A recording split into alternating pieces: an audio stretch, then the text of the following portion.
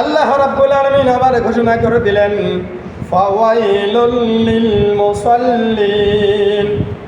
আল্লাহ তাআলা এই জায়গায় কথা সুন্দর করে ঘোষণা করে দিলেন, অতঃপর সেই সকল ব্যক্তি, ওই সকল ব্যক্তিদের জন্য আল্লাহ তাআলা শুভ সংবাদ দান করেছেন, তাদের জন্য তারা নামাজের মধ্যে গাফিলতি করে।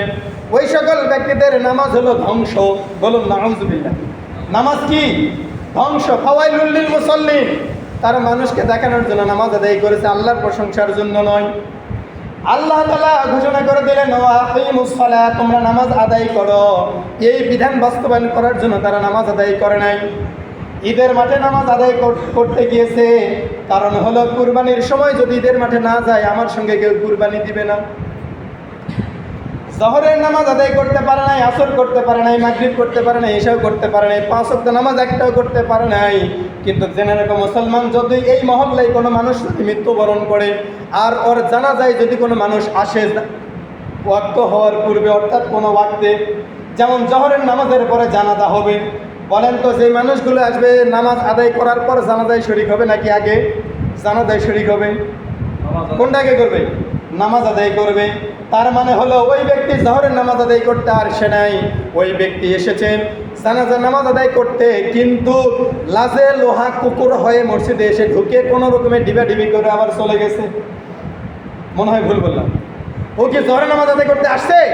যদি জহরের নামাজ আদায় করতে আসতো তাহলে ফজরে আসতো এবং জহরের নামাজের পরে জানাজা করার পরে আবার আসরের নামাজ পড়ার জন্য আসতো। ঠিক না ভুল বললাম? একটু সাবধান। সম্মানিত হাজিরিন, আল্লাহ রাব্বুল আলামিন এমন কিছু মানুষকে দুনিয়ার বুকে কিছু ব্রেন শক্তি দান করেছেন। মনে করেন এই মহল্লায় একজন ব্যক্তি নির্বাচনে দাঁড়াইছে। এখন ওই ব্যক্তি যখন সকালবেলা বের হয়েছে, যেখানে মানুষের সঙ্গে দেখা হয় প্রথমে দিবে সালাম। কি দিবে? সালাম দিবে, হ্যান্ডশেক করবে, করার পরে বলবে, ভাই অনেকদিন পর দেখা হলো, আমার তো সময় হয় না, এদিকে আসার মতো সময় পাই না, অতএব আজকে এসেছি আপনার সাথে একটু সাক্ষাৎ করি, চলেন দোকানে বসে চা খাই, 4টা গল্প করি।